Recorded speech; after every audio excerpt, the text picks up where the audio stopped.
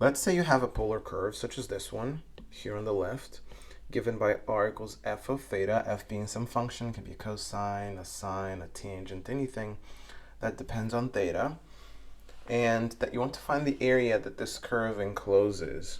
So the curve itself is just this piece, but let's say you want to find the area that's enclosed by this curve between two values of theta. So theta, the minimum value of theta is a, the maximum value of theta is b. So how can you go ahead and find this area here? So the way to do it is outlined in this sentence. You're going to do exactly what you did throughout Calculus 2. You're going to go and divide each of those areas into small pieces. Right here I'm going to use sort of circular sector pieces because they're in polar coordinates, and that's the best way to handle this. If we were to slice your area vertically like you generally do in Calculus 2, you'd have two complicated areas to handle. These are not rectangles, and even if they were rectangles, they wouldn't look very nice in polar coordinates. They would be very easy to describe in rectangular coordinates, but not in polar. So we're trying to stick to polar coordinates here, so I'm going to divide those into those circular sectors. Also, just imagine and remember the polar grid that we have. Those circular sectors fit much more nicely into the polar grid. You can see that they're part of the polar grid than those sort of grid-like squares that I have here outside of my paper would fit here. These fit better into rectangular Cartesian coordinates. Right. So each of those little shapes is going to be approximated by the area of a circular sector. So a circular sector is exactly what it sounds like. It's a piece of a circle. So you have, whenever you have a central angle, let's say of theta, on a circular sector, it's a piece of a circle. You can find the area of the sector by just doing a proportion. We're just saying, oh, if my theta were 2 pi, then the area would have been pi r squared, right? I'm going to use lowercase r here. And then you can do a direct proportion here, right? Because the theta isn't 2 pi, the area is going to be, by cross multiplying, you can see theta pi r squared equals a times 2 pi. Right? You can divide pi on both sides and divide by 2 to get theta r squared over 2 equals a. This is a known formula for the area of a circular sector, and that's the formula that I have right here. Okay. So each of those little pieces is going to have area equals 1/2 r squared theta, but now theta is not the polar argument. My theta is going to be this angle here, so instead of just keeping it as theta, I'm going to call it delta theta, or change in theta, because I'll do that multiple times, and each time I'll have the same delta theta here. Here another delta theta, say. So each of those slices will have area approximately equal to, I'm going to get my whole area as the sum of those areas of those slices. So maybe I call A1, A2, A3 here, and of course that's not going to be equal, that's going to be approximately equal. In my case, I'll do I equals 1 to 3 because I only drew 3 slices. And then each of those areas will be, again, this, because that's the formula for the area of a circular sector. But my radius, look at it. Radius is the distance from the center to the circle, and this is the value of this f function, right? R is f of theta, and this is r. Yeah? So this is going to be f of theta.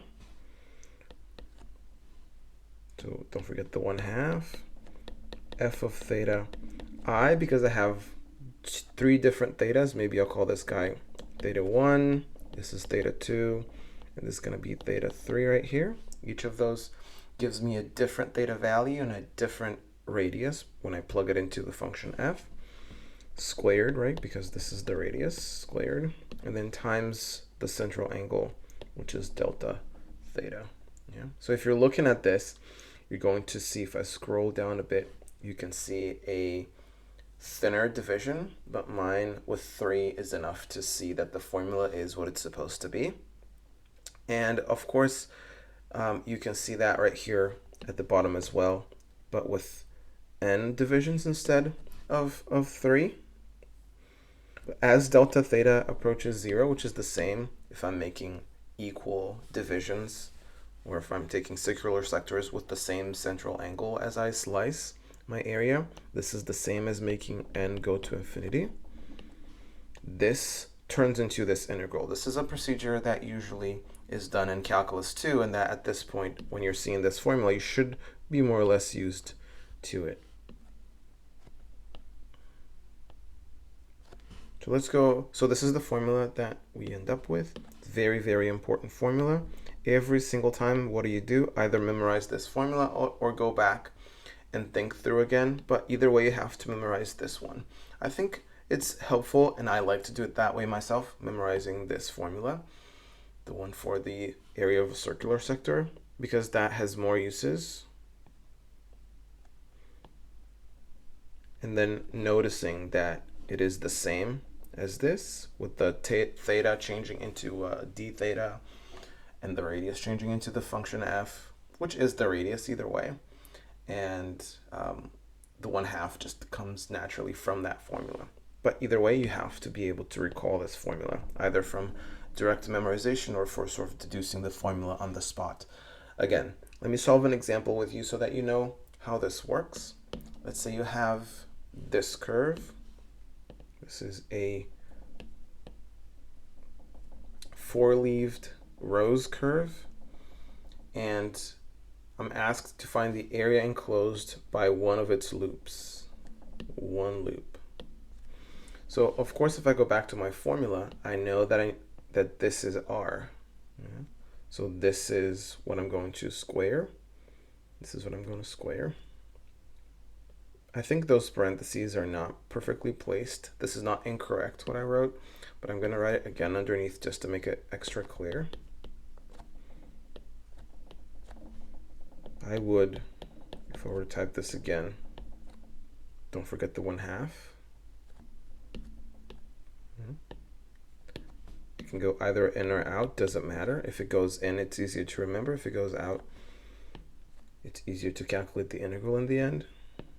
I would place my parentheses this way with the square outside. So it's not, I don't think it's a mistake. I think it's correct what I wrote up there, but this way the extra parentheses are unnecessary, and this way the parentheses have sort of a purpose that help you understand that the thing that's being squared is not theta itself, it's the whole f of theta. Either way, the only thing that I need to solve this is to know that this is my f of theta. There are 2 things that I need to know. This is f of theta. So this is whatever is going to go in here to get squared before I integrate. And then the other 2 things that I need to know, or the other thing, are the limits of integration, right? And that is something that I have to figure out based on the idea that I'm being asked for one loop of the curve, right? So I got to remember how to plot this curve. So let me go ahead and plot this curve in 1 minute. I'm going to first graph the function y equals cosine 2 theta, and then this goes like this. Now the period of this is 2 pi over 2, which is pi. I divide that into 4 parts.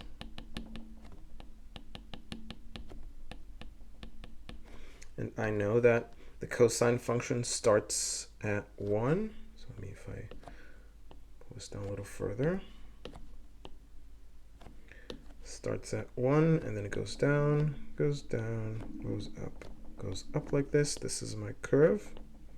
So this is not my curve. Let me correct what I just said. This is the graph of this thing, right?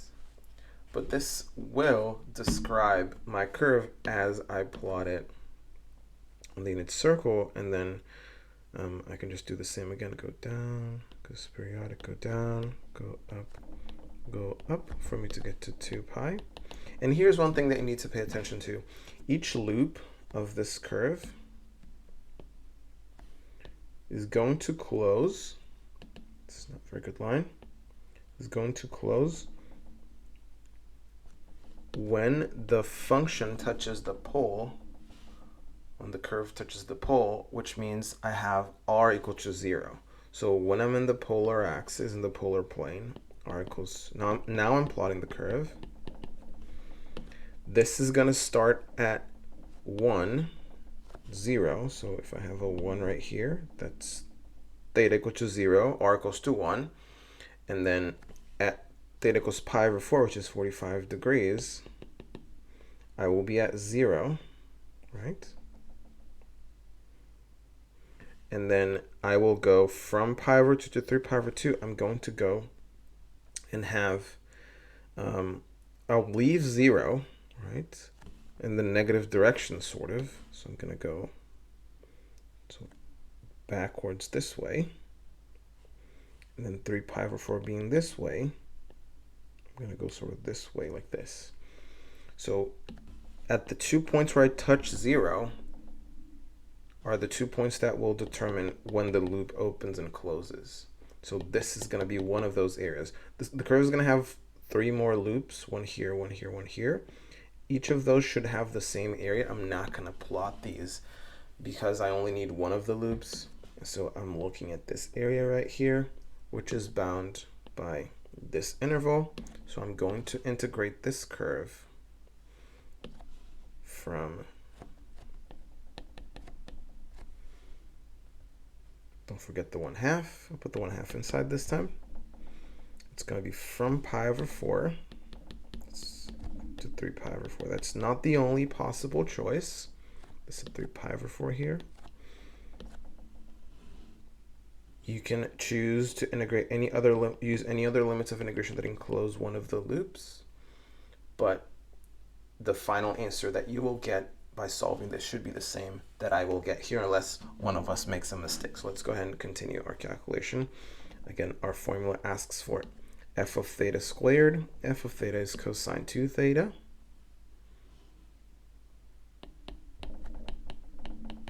So that gets squared, and then d theta. Go back, check the formula. Seems like that's all it is. Now, we just have to solve this integral. I'll solve that with you. So let's go ahead and solve it. The cosine itself isn't a problem, but the cosine squared is a little bit of a problem. There's no obvious u substitution, for example, that you could use to solve this integral, but I'm going to therefore go ahead. And this was written as a hint on the statement of the problem. If you go back, we're going to be using a power reducing formula.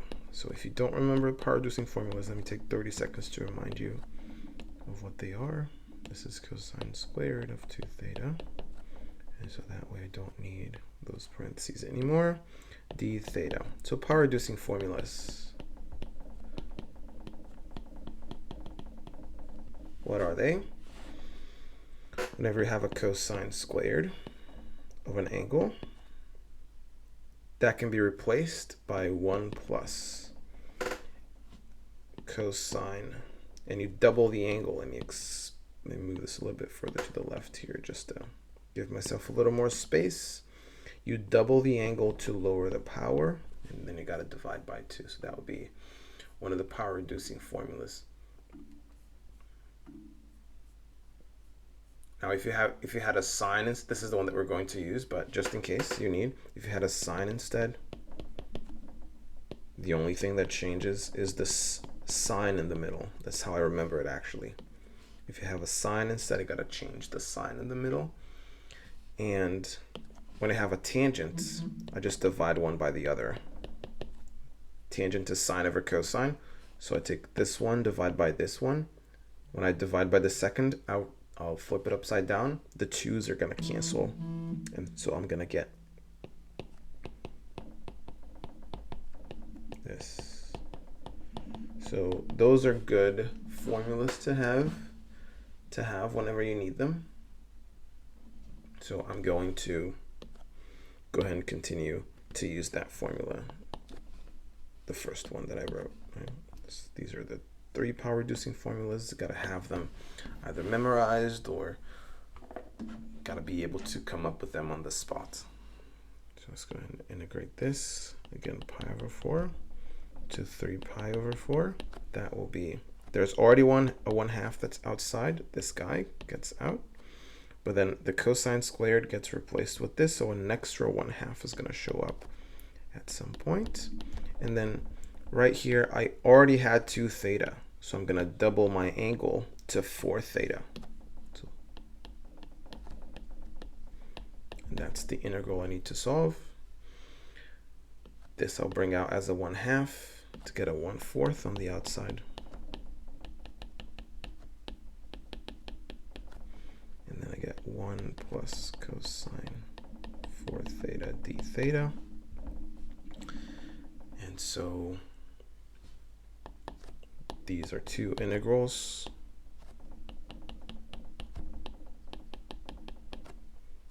One d theta plus 1/4 integral pi over 4, 3 pi over 4. So here I'm going to make a u sub on the cosine 4 theta d theta. Just to make it very clear, 4 theta will be u. So 4 d theta will be du. And so d theta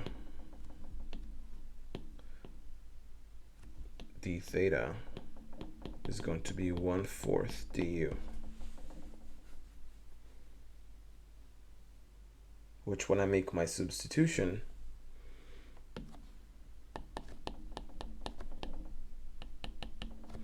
this one I can already solve the first one, because the antiderivative of 1 is going to be theta. So I'm plugging in 3 pi over 4 minus pi over 4. This first one is fine.